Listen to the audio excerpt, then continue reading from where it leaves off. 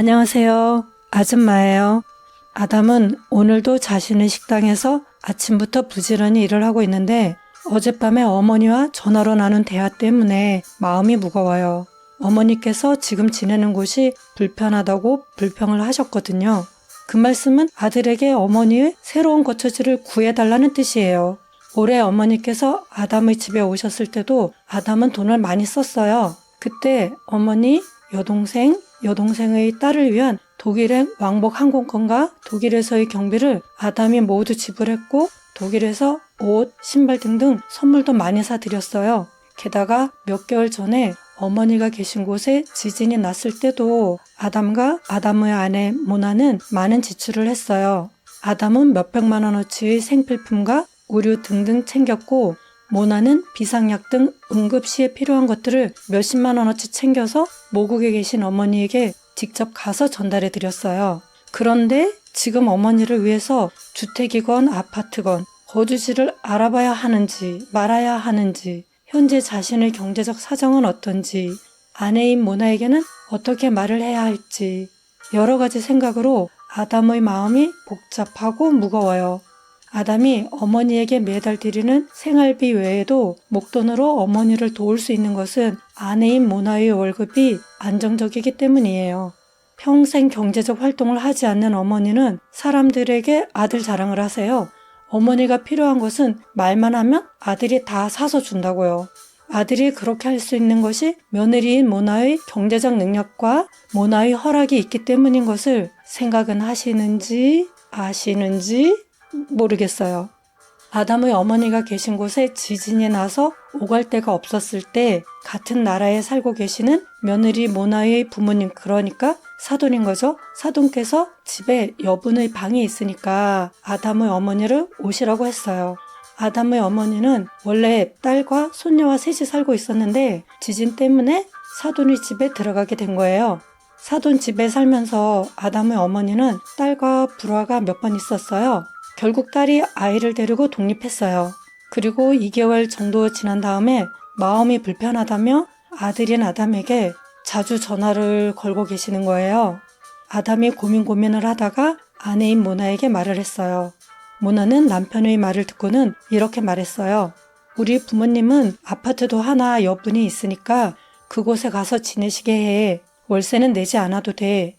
그러자 아담이 어머니는 집도 집이지만 어머니께서 사시던 곳에서 살고 싶어 하셔.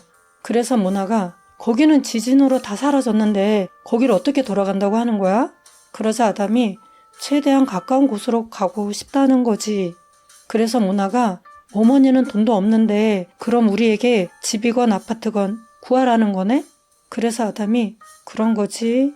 어떻게 하지? 라는 대화가 이어졌어요. 모나와 아담은 며칠을 고심했는데 모나가 아담에게 당신 마음 편한 대로 해 라고 말했어요.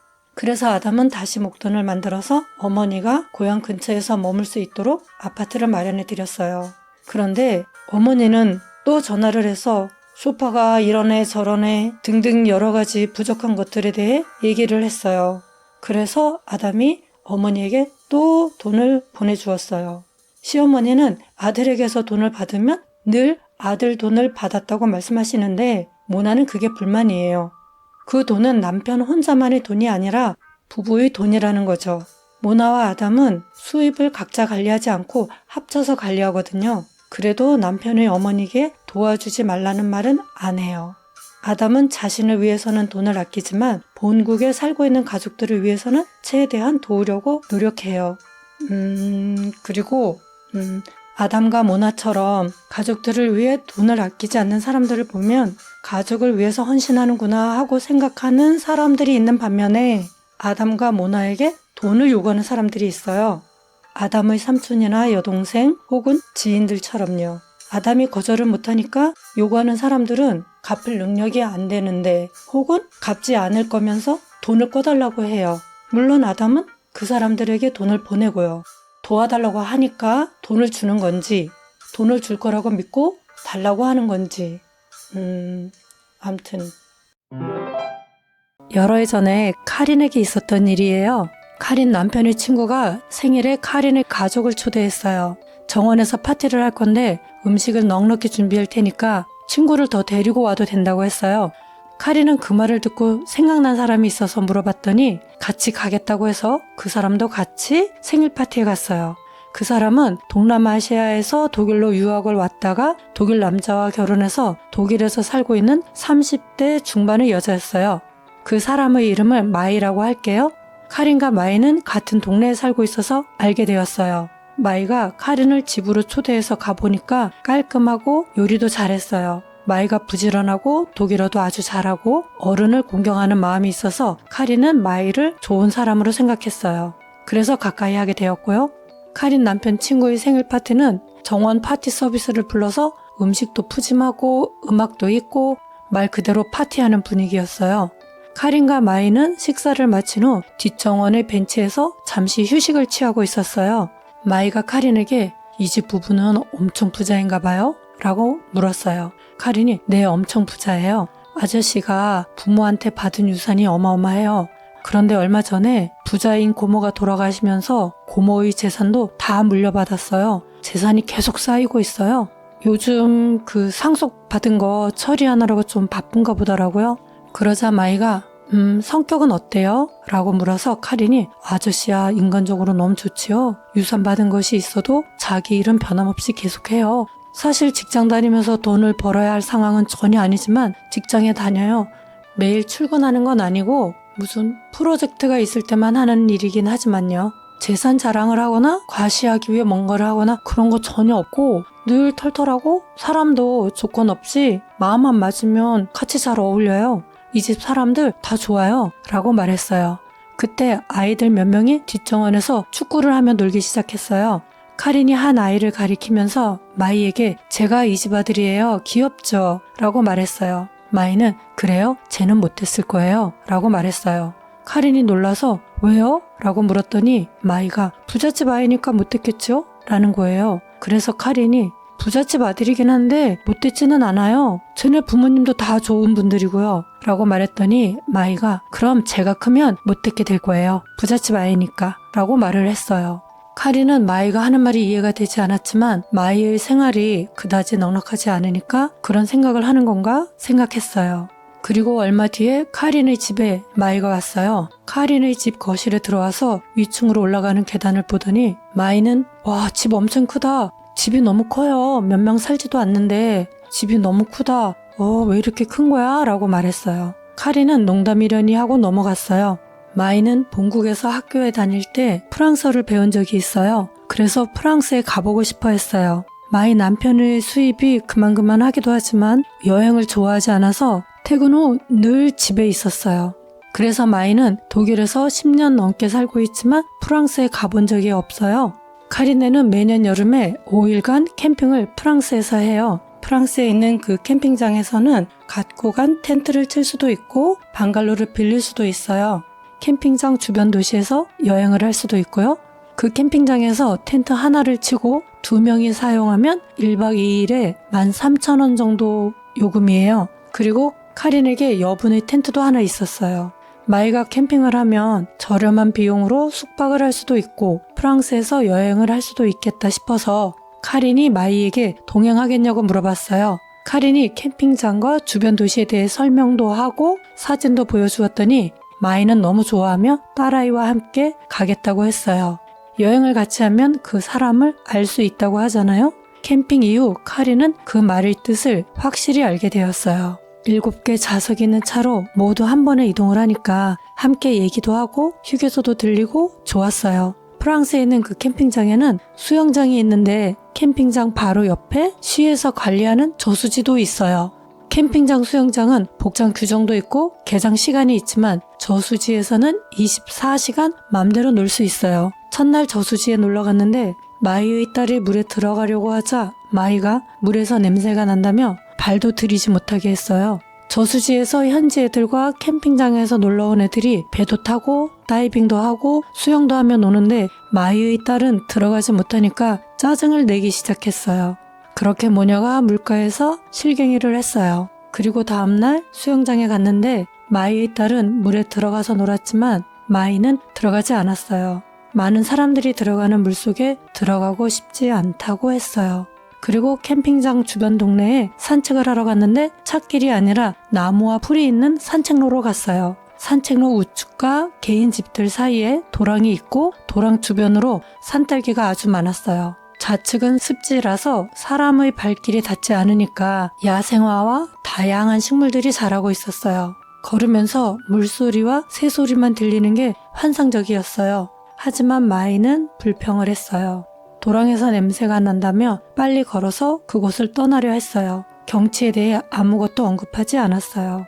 식당에서 저녁을 먹으려고 메뉴를 고르고 주문을 하려는데 마이가 주문을 받으러 온 직원에게 어떻게 요리하는지 꼬치꼬치 물었어요. 하나도 아니고 여러 가지 메뉴를 무엇이 들어가고 얼마나 익히는지 물었어요. 카린이랑 카린 남편은 그런 마이를 보면서 지쳐갔어요. 하루는 근처에 있는 성에 갔어요. 성에 가려면 평지에서 좀 걸어 올라가야 하는데 비탈진 길을 15분 정도 걸어서 좀 힘들어지니까 마이가 카린의 남편 흉을 보기 시작했어요.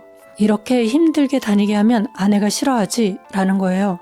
어머나, 성이 어떤 위치에 있는지 미리 알고 왔으면서 게다가 카린은 싫다고 말한 적도 없고 암튼 성 구경도 하고 성에서 아랫동네 전경도 보고 기막 공연도 보고 좋았어요. 그리고 나서 성 정원에 있는 카페에서 아이들이 아이스크림을 먹고 싶다고 해서 엄마들이 각자의 아이들에게 사주었어요. 카린의 막내가 아이스크림을 반만 먹고 나머지는 카린에게 주었어요. 그 모습을 보고 마이가 카린에게 말했어요. 애가 아이스크림 하나를 다 먹지 않는데 왜 사줘요? 그래서 카린이 얘랑 나랑 아이스크림을 먹긴 하지만 많이 먹지 않아서 하나만 사서 반반씩 먹는 거예요 라고 대답했어요. 그러자 마이가 부자니까 아이스크림을 하나 다 안 먹어도 아이에게 사주네? 우린 하나 다 먹지 않으면 사주지 않는데 돈이 있으니까 다르다 라는 거예요. 캠핑 시즌이 시작하자마자 캠핑을 온 것이라서 캠핑장에 사람이 아주 적었어요. 매일 거의 같은 사람들이었어요. 그런데도 마이는 화장실에서 볼 일이 있을 때마다 화장지로 변기를 닦는데 어떻게 하는지 이틀 만에 갖고 온 휴지 두루마리 큰 거 2개를 다 썼어요. 그래서 카린네 것을 쓰기 시작했어요.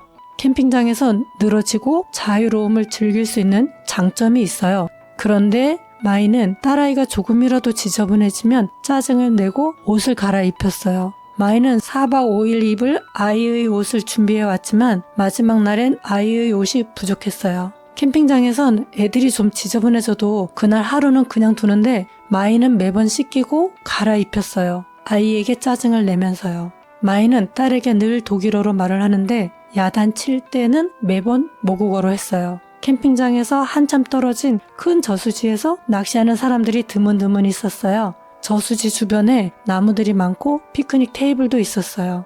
집으로 가기 전에 여기서 좋은 공기 많이 쐬자고 카린이 말하니까 마이는 여기도 공기는 뭐 거기서 거기예요 라고 말했어요. 집으로 돌아오는 길에 카페에 가서 주문을 하는데 독일에는 있고 프랑스에는 없는 음료를 마이가 주문하려고 했어요. 직원이 그 음료를 모르니까 마이는 그 음료를 설명하기 시작했어요. 결국 다른 걸 주문했지만요. 마지막 휴식 장소에서 카린네 막내의 몸 상태가 좋지 않았어요. 카린은 막내가 일찍 일어나서 피곤한 데다가 차를 타서 상태가 나빠진 거라고 말했어요. 마이는 피곤한 거 아니고 감기라고 말했어요. 카린은 막내의 이런 상태를 여러 번 봤기 때문에 엄마로서 판단한 건데 마이는 자기가 옳다고 따지고 우겼어요. 카린은 더 이상 말하지 않았어요. 집으로 돌아와서 차에서 짐을 내리는데 마이가 카린에게 늘 여행하는 가족이니까 캠핑에서 돌아오자마자 바로 다음 여행 계획 짜겠네요? 어디로 갈 거예요? 라고 빈정대는 말투로 물었어요. 카린은 아무 대답도 하지 않았어요. 4박 5일간 캠핑을 마치고 돌아왔는데 카린은 에너지를 얻은 것이 아니라 소실된 느낌이었어요. 마이의 남편이 새로운 직장을 구해서 이사를 할 예정인 것은 알고 있었는데 캠핑을 다녀오고 2주 정도 뒤에 멀리 이사를 갔어요. 카린은 마이가 멀리 이사가게 된 것이 좋았어요. 부잣집이면 나쁜 사람들이라는 생각이 한국에도 있었어요. 나이 드신 분들은 기억하실 거예요. 80년대까지도 진담으로 혹은 농담으로 저놈 저거 저 부르주아 아니랄까봐 아니면 넌 부르주아라서 역시 다르구나 라고 말을 했었어요. 요즘은 경제력이 좋으면 인플루언서가 되는 다른 세상이 되었죠? 이번 영상을 만들면서 부르주아에 대해 알아봤어요. 프랑스에서 나온 말이고 원래는 성벽 안에 사는 사람이란 뜻이래요. 중세에는 도시에 사는 사람들을 가리키던 말이었고 근대 이후 자본가 계급을 가리키는 말이 된 거예요. 19세기 사상가 카르 마르크스가 주장한 마르크스주의 철학에서 많은 자본을 가진 유산 계급 부자들을 개념화하고자 이 단어를 차용했고 부르주아는 자본주의 경제체제 하에서 자신들이 가진 자본의 힘으로 토지와 노동력 등 생산 수단을 소유해서 부귀를 누리는 지배적 유산 계급으로 그 의미가 바뀌었어요. 마르크스 철학으로 인해 탄생한 공산주의에서는 무산 계급인 프롤레타리아를 착취하는 악독한 존재로서 자본가 계층을 표현했고요. 마이의 본국 상황을 생각해보면 마이의 사상이 왜 그런지 이해가 되었어요. 하지만 그렇다고 그 나라 사람들 모두가 마이 같지는 않겠죠? 도회를 하는 어떤 독일 아저씨와 함께 일을 할 기회가 있었어요. 시간이 날 때 서로 이런저런 이야기를 하면서 아저씨에 대해 알게 되었는데 아저씨의 삶이 흥미롭더라고요. 그 도예가 아저씨는 현재는 도예만 하면서 사시는데 도예 강습이 주 수입원이고 간혹 인터넷을 통해서 도자기를 주문받는 경우가 있어요. 도예 강습이 정기적으로 있는 것도 아니고 시골에 간판도 없는 공방이에요. 아저씨는 유산을 받은 것도 없고 도예를 통한 큰 수입은 없지만 사는데 문제가 없다고 말씀하셨어요. 공과금, 식재료비, 여가생활 등등 지출이 많을 텐데 어떻게 생활이 가능하냐고 물으니까 가능하다며 설명하셨어요. 아저씨네 가족 모두 채식주의자래요. 아저씨네 동네에 있는 큰 마트에서 다음 날에 팔지는 못하지만 먹을 수 있는 것을 골라서 아무나 가져갈 수 있도록 저녁에 준비를 해둔대요. 아저씨는 아주머니와 저녁에 차로 그 마트에 가서 야채를 무료로 가지고 온대요. 그래서 식재료비가 아주 적게 든대요. 그리고 식당에는 전혀 가지 않는데요. 지금 사는 동네에 한 10년 넘게 살고 있는데 식당에 한 번도 간 적이 없어서 그 동네 식당들의 음식 맛이 어떤지 모른대요. 아주머니는 직업이 없고 손재주가 좋아서 뜨개질이나 재봉질로 옷을 직접 만들어 입는 경우가 많아요. 아저씨는 직접 집도 짓고 모든 기계를 설치하고 수리할 수 있는 능력이 있어요. 아이들은 사립이 아니라 공립학교에만 다니기 때문에 학비는 없고요. 대학생인 아들은 자립해서 스스로의 생활을 책임지고 있고요. 1년에 한 번 가는 가족 여행은 차로만 이동하고 저렴하게 제공되는 집을 빌려서 숙박하고 식사는 직접 요리해서 먹는데요. 그래서 여행 경비도 아주 조금만 필요하대요. 아저씨와 아주머니께서 검소하신 건가? 가난하신 건가? 잘 모르겠더라고요. 며칠 더 같이 있으면서 두 분에 대해 더 알게 되었어요. 아주머니는 20여 년 전에 법대를 나와서 변호사로 일을 시작했었는데 출퇴근할 때 드는 경비를 제외하고 이것저것 계산하니까 30만 원 정도 남게 되었대요.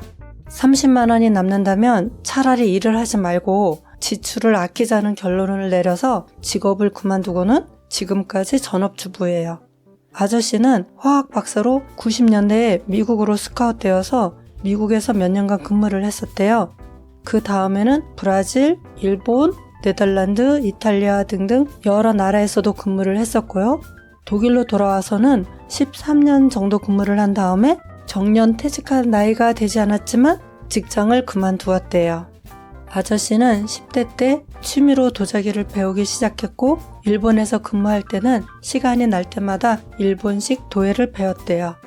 퇴직 후에 그동안에 번 돈으로 시골에 터를 사고 집과 공방을 짓고 마당에 야채를 심었대요. 도예를 통한 수입은 크지 않지만 현재 생활을 유지할 수 있고 아주머니와 매일 함께 시간을 보낼 수 있어서 좋대요. 정년 나이가 되면 연금이 나오니까 그때부터는 수입이 더 생기고요. 아저씨와 아주머니는 건강하시고 경제적 활동을 할 수 있는 충분한 능력을 갖고 계세요. 하지만 두 분은 바쁘고 복잡하게 살면서 큰 수입을 얻는 직장 생활보다는 한적한 시골에서 적은 수입이라도 마음이 여유로운 삶을 택하신 거예요. 사람마다 생각하는 가치 기준이 다르기 때문에 어떤 삶이 좋다, 나쁘다, 옳다, 그르다라고 말할 수 없죠. 중요한 것은 그 삶에 만족하느냐, 행복을 느끼느냐겠죠. 지금 여러분의 삶은 어떤가요?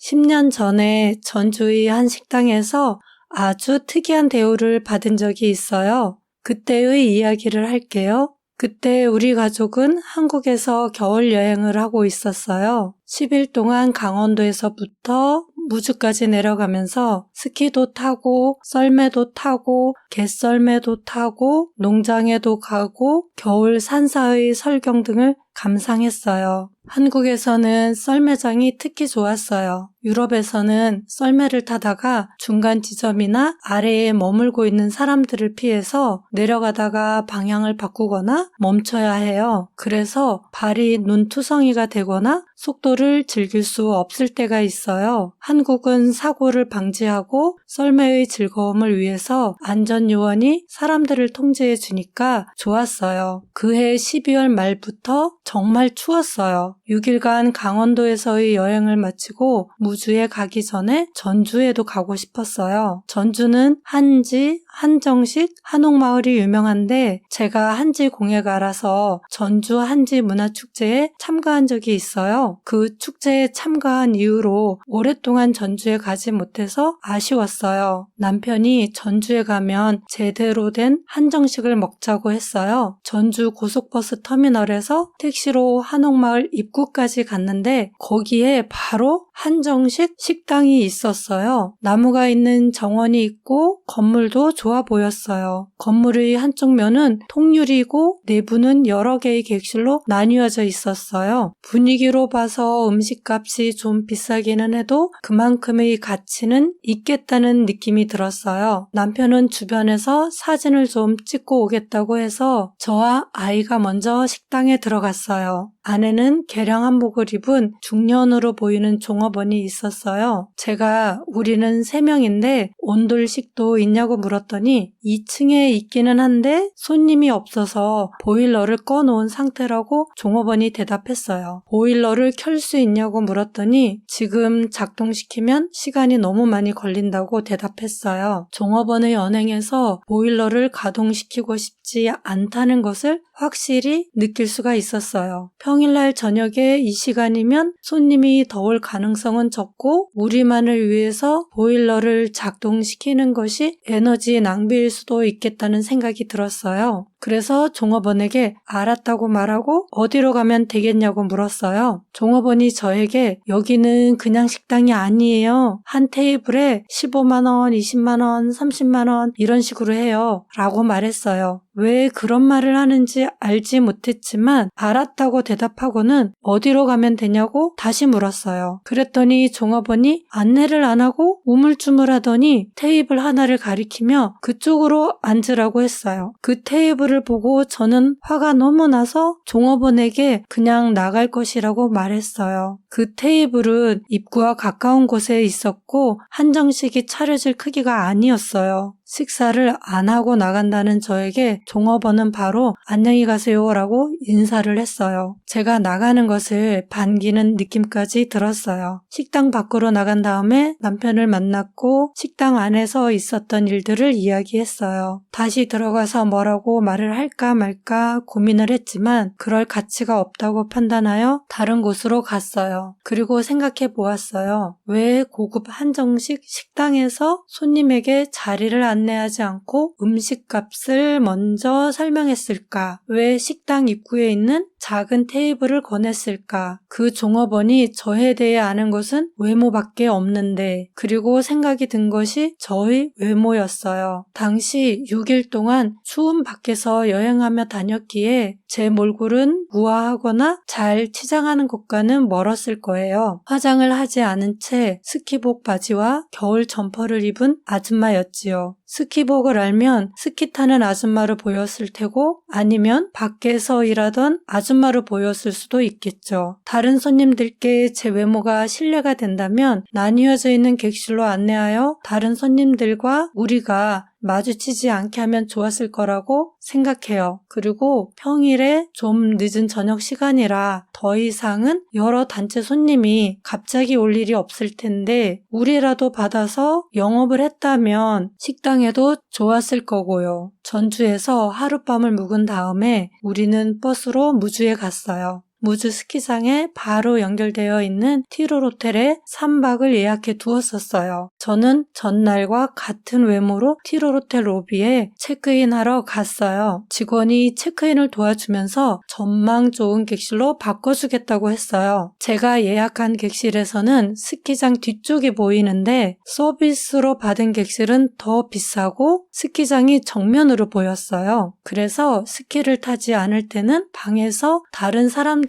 스키 타는 것을 볼 수 있었어요. 호텔에서 3박 4일 묵는 동안에 한식과 양식이 잘 차려진 아침을 매일 먹었어요. 덕분에 그해의 겨울 여행을 기분 좋게 마무리했어요. 외모가 중요하긴 하지만 외모로 모든 것을 판단할 수는 없죠. 그리고 외모에 너무 집착해서도 안 되겠지만 너무 무심해도 안 되겠죠. 여러분에게 외모란 무엇을 뜻하나요? 한국 사람들 중에 남의 일에 그리고 남의 집에 관심을 갖는 사람들이 꽤 있어요. 관심이 지나쳐서 간섭을 하기도 하고요. 한국에서뿐만 아니라 독일에서 사는 한국 사람들도 마찬가지예요. 먼저 한국에서 살 때 있었던 일들이에요. 제가 30대 중반쯤 고교 동창을 만났어요. 고등학교 졸업한 다음에 처음 만났으니까 15년 이상을 만나지 않았던 거예요. 그 친구는 열심히 저축해서 최근에 작은 아파트를 하나 장만했다고 말했어요. 저는 축하를 해주었어요. 그리고 이런저런 이야기를 하다가 제 남편이 버스 타고 출근하는 얘기를 하게 되었는데 그 친구가 너네 자가용 없어? 라고 물었어요. 제가 없다고 하니까 차 한 대 사라고 말했어요. 저는 자가용이 필요하지 않다고 말했어요. 그 친구는 그래도 자가용이 있으면 편하다고 말했어요. 제가 남편의 직장이 가까워서 자가용보다는 주차 문제 없는 버스가 낫고 여행할 땐 렌트카를 이용하면 된다고 말했어요. 친구가 저를 안쓰럽게 쳐다보면서 하는 말이 웬만하면 차 한 대 사지 라고 말을 하는데 뭔가 느낌이 이상했어요. 제가 차 한 대 살 형편이 안 되는 처지로 보였나 봐요. 그 친구가 어떻게 생각하든 상관없어요. 어떤 사람은 돈은 누가 관리해요? 외국 사람이랑 결혼하면 어떤지 궁금해요. 라고 물었어요. 방금 안면을 터서 저에 대해 아는 것이 없으면서 누가 돈을 관리하는지 왜 궁금할까요? 왜 궁금한지 이해할 수 없어요. 독일에서는 한국과 좀 다를 줄 알았어요. 한국 사람들은 독일 사람과 결혼해서 독일에서 살아도 다르지 않더라고요. 특히 돈에 대해서 관심이 지나쳐도 너무 지나쳐요. 남편 월급을 물어서 잘 모른다고 했더니 인터넷으로 독일 회사원 월급 리스트를 찾아서 남편 나이를 대조해서 어림잡은 월급을 예상하더라고요. 참 지극정성이죠? 뭐 하려고 그렇게까지 남의 남편 월급을 알려고 하는지 이해할 수 없어요. 게다가 노후를 위한 연금은 어떻게 계획하고 얼마를 어떻게 실행하고 있는지 묻는 거예요. 와, 질려요. 진짜 질려. 한 사람은 독일에서 한국 사람들 만나는 게 꺼려진다고 하더라고요. 만나면 재산 자랑하고 남이 얼마를 갖고 있는지 파악하려고 해서 불편하다고 말했어요. 아무거나 질문하는 무례한 언행은 그 사람의 수준을 보여준다고 생각해요. 여러분은 혹시 황당한 질문을 받은 적이 있나요? 한국 사람들에게 정이 있는 것은 좋은데 지나친 관심과 간섭은 자제하면 좋겠어요. 제가 외국에 살면서 사람 사는 이야기를 영상으로 만들어서 업로드 하잖아요. 그래서 제가 보도록 유튜브 추천으로 뜨는 영상이 있는데 한국인의 외국 생활 브이로그나 한국 내 생활 브이로그 영상이에요. 영상으로 볼 때 좋은 집에서 잘 먹고 잘 살며 즐거운 모습을 보여주는 경우, 그리고 고급 브랜드 용품 쇼핑과 여행을 보여주는 영상도 있지만 경제적으로 혹은 심적으로 힘든 생활을 보여주는 영상도 꽤 있어요. 근데 댓글을 보면서 놀랄 때가 있어요.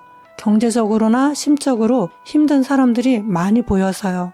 한국에서 50대인데 안정된 직장 없이 계약직으로 일하고 월급도 기본 생활하기에 빠듯하고 모아놓은 돈도 변변치 않은 유튜버의 영상에 시청자들이 댓글로 공감하는 소통도 하고 후원도 하는 등 호응도가 엄청 높더라고요. 물론 호응을 얻기 위해선 영상의 질적 수준이 중요하기도 하죠. 한국인이 외국에 살면서 돈이 부족해서 월세로 이사 다니는 경우도 마찬가지였어요. 시청자들은 댓글로 유튜버를 위로하기도 하고 공감하기도 하고 그런 영상으로 자신만 힘든 게 아니라는 생각에 위로받기도 하더라고요. 그런 영상 하나를 보면 비슷한 류의 영상들이 추천이 되는데 그런 유튜버가 많은 것에 또 놀랐어요. 40대나 50대에 혼자 고시원이나 단칸방에서 힘겹게 사는 유튜버들을 보면서 그리고 거기에 함께하는 시청자들의 댓글을 읽으면서 한국과 독일에서 사람들이 경제적으로 어떻게 사는지 궁금해져서 조사를 좀 했어요. 백만장자란 순자산이 100만 달러 이상, 그러니까 한국 돈으로 약 13억 원 이상을 가진 부자를 말한대요. 순자산은 총 자산에서 총 부채를 뺀 자산으로 예를 들어서 집이 10억인데 대출이 5억이면 순자산은 5억인 거예요. 한국에 100만 장자가 몇 명인지 아세요? 한국 인구 약 5,100만 명에서 약 2.5%로 약 129만 명이래요. 독일은 인구 약 8,400만 명에서 약 3.3%로 약 280만 명이고요. 한국 국토부에서 주거 실태를 조사한 결과에 따르면 2021년 기준으로 전국 자가 보유율이 60.6%래요. 그러니까 39.4%의 사람들은 내 소유의 집이 없는 거예요. 독일의 자가 보유율은 2017년에 53%였는데 2022년에 43.6%래요. 지금 2025년에는 더 줄었고요. 독일에서 자기 집을 가진 사람이 점점 줄어드는 거예요. 즉, 여러 채를 가진 사람이 점점 늘어나는 거죠. 독일에서 내 집 마련이 점점 더 어려워지는 걸 인상된 이자나 자재 대금이 이유라고도 하고 정치적 문제 때문이라고 하기도 해요. 그리고 독일 전체 돈의 60%를 독일 인구 40%의 사람들이 갖고 있대요. 그러니까 독일 인구 60%의 사람들은 그 나머지 40%를 쪼개서 사는 거죠. 한국통계청의 가계금융복지조사 결과를 보면 2024년 3월 말 기준 가구의 평균 자산은 약 5억 4천만 원이고요. 부채 약 9천만 원을 제외한 순자산은 약 4억 4천만 원이에요. 2023년 글로벌 웰스의 보고서에 따르면 한국에서 백만장자가 계속 늘어서 2027년에는 205만 9천 명이 될 거로 예상하고 있어요. 가진 것이 있는 사람은 그 자산이 계속 불어나고 없는 사람은 더 없게 되는 거죠. 빈익빈, 부익부 현상인 거죠. 모든 부모는 자식에게 부는 대물림하고 싶고 가난은 끊고 싶을 거예요. 경제적 능력 말고 대물림 되는 게 있더라고요. 독일에서 부모의 학력과 자식의 학력 관계를 조사한 결과가 있어요. 부모의 학력과 자식의 학력이 비례로 가는 거예요. 독일은 초등학교부터 고등학교까지 사립고등학교 몇몇을 제외하면 모두 공립이고 학비가 무료예요. 대학의 경우도 거의 대부분 공립이고 학비가 무료예요. 아주 일부의 대학에서는 행정비라는 명목으로 한 학기에 150에서 350유로를 지불하는데 하나로 50만 원이 안 돼요. 게다가 그 돈을 지불하면 교통비 지원과 교내 편의시설 이용 지원을 받아요. 그래서 그 돈을 지불해도 전혀 부담이 안 되고요. 한국에서는 대학 재학 중에 학비 때문에 휴학을 하든지 아르바이트를 하지만 독일에서는 그럴 필요가 없는 거예요. 독일에서는 학비가 없어서 대학을 못 가는 사람은 없어요. 하지만 부모의 학력이 낮은 가정일수록 아이들의 학력도 낮다는 거예요. 그러면 자식의 경제사정도 부모 때와 별 다른 변화 없는 상태가 이어지는 거죠. 경제적 면이나 교육적 면에서 같은 상황이라도 사람의 성격에 따라 생각하는 게 다르고 대처하는 방법도 다른 것 같아요. 자기 소유의 주택만 없을 뿐 배우자와 자식들과 잘 사는 어느 유튜버의 멘트에 이런 게 있었어요. 이번 생에 나랑 돈은 인연이 아닌가 보다. 부자가 되기는 하늘의 별 따기다. 그 말이 진심이든 농담이든 저는 가급적 긍정적인 말을 하는 게 좋다고 생각해요. 한국 속담에 이런 거 있잖아요. 말이 씨가 된다. 독일로 이민을 가기 직전에 거래은행에 갔었다. 내가 외국에 살다가 안 좋은 일이 생겼을 경우에 한국에 있는 나의 거래은행에 관련된 것이 어떻게 처리되는지 알고 싶었다. 혹시 내가 큰 사고를 당하거나 사망을 하게 될 경우에 누가 내 계좌에 대한 정보를 은행에서 열람할 수 있고 그 계좌에 대한 결정권을 받는지 직원에게 물었다. 직원은 어이없는 표정을 나에게 보이며 뭐 그런 걸 묻냐고 말했다. 혹시 무슨 일이 생길지 모르니까 미리 알아두려고 한다고 말했지만 직원은 계속 같은 반응을 보였다. 그 직원의 상사로 보이는 다른 직원이 나에게 와서 무슨 일인지 자신에게 말해달라고 했다. 나의 질문을 그 직원에게 말했더니 그 직원은 상세히 설명해 주었다. 첫 번째 직원은 고객의 질문에 현명하게 대처하지 않았고 심지어 무례했다. 불확실한 미래를 위해 적금이나 보험 상품을 판매하는 곳이 은행인데 나와 같은 질문을 하는 고객을 이상하게 생각하기보다는 잘 살펴야 하는 것이 아닌가 하는 생각이 들었다. 한국에서는 원화가, 독일에서는 유로가 통용되죠. 독일에 처음 와서 돈의 종류가 한국과 다른 것에 익숙해지기까지는 시간이 걸리지 않았는데 돈을 알아듣는 데는 노력이 필요했어요. 독일에서 숫자를 읽는 방법이 우리와 달라서 어려웠어요. 제 이야기를 듣고 독일식으로 계산하는 방식이 여러분에게는 어려운지 어떤지 생각해 보세요.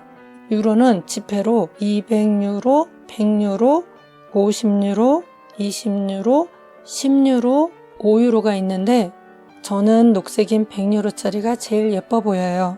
500유로는 사고가 많아서 지금은 통용되지 않고 있어요. 동전은 2유로와 1유로 그리고 50센트, 20센트, 10센트, 5센트, 2센트, 1센트가 있어요. 이 숫자를 읽어보세요. 3이라고 읽죠? 이것은 23, 이것은 423이라고 읽죠. 독일어로 읽을 때 3은 드라이, 20은 츠반칙. 그런데 23은 3 그리고 20이라고 읽어요. 그래서 드라이원 츠반칙이 돼요. 423은 403 그리고 20이라고 읽어요. 그래서 423이라고 읽어요. 왜 10단위에서만은 왼쪽부터 읽지 않고 오른쪽부터 읽을까요? 아시는 분은 댓글에 그 이유를 남겨주시겠어요? 문제는 이게 다가 아니에요. 유로에는 1유로보다 작은 센트가 있는데 이런 숫자들을 독일어로 읽는 게 까다로워요. 3.8은 왼쪽부터 3, 드라이, 점, punk트, 8, 아크트, 드라이, punk트, 아크트라고 읽어서 순서대로 읽으니까 문제 없어요. 그런데 23.89 이 숫자를 보면 독일에서는 10단위에서 반대로 읽기 때문에 드라이원츠반츠 너는 악측이 돼요. 큰 금액일 경우에 345,678 그러면 345,678이 돼요. 이러니 여러 가지를 산 다음에 계산하는 것이 어려워요. 빼기는 더 어렵고요. 50 빼기 20이면 쉽지만 93 빼기 47이면 머리에서 생각하는데 좀 시간이 걸리고요. 그리고 우리는 0보다 작은 수에서 점을 찍지만 독일에서는 점 대신에 쉼표를 찍어요. 우리가 1000 단위에서 찍는 쉼표를 독일에서는 점으로 찍어요. 독일에서 송금할 때 금액이 25.45 유로라고 하면 25,45라고 표기해야 해요. 6,000이라고 표기하면 6,000유로가 아니라 6유로가 되는 거예요. 조심해야 해요. 독일에서 돈을 지불할 때 걱정하지 않아도 괜찮아요. 매장의 카운터에서 계산을 할 때 손님에게 지불할 금액을 화면으로 보여주기 때문에 화면만 잘 보고 있으면 돼요. 식당에서 직원이 테이블에 와서 계산할 경우에는 영수증을 보여주니까 금액을 읽으면 되고요. 영수증이 없는데 못 알아들었을 때는 다시 천천히 말해달라고 부탁하면 천천히 말해줘요. 독일에서 돈을 지불할 때 동전 사용에 익숙하지 않아서 지폐만 계속 사용하다가 여행 마지막에 동전을 엄청 모으게 되는 거를 봤어요. 독일에서 동전 지불에 겁먹지 마세요. 부끄러워하거나 당황하지 말고 갖고 있는 동전을 매장 직원에게 보여주면 직원이 알아서 맞는 동전을 골라요. 독일식으로 숫자 읽는 방법 어떤가요? 재미있나요? 아니면 어렵나요? 오늘 제 이야기는 여기까지입니다. 끝!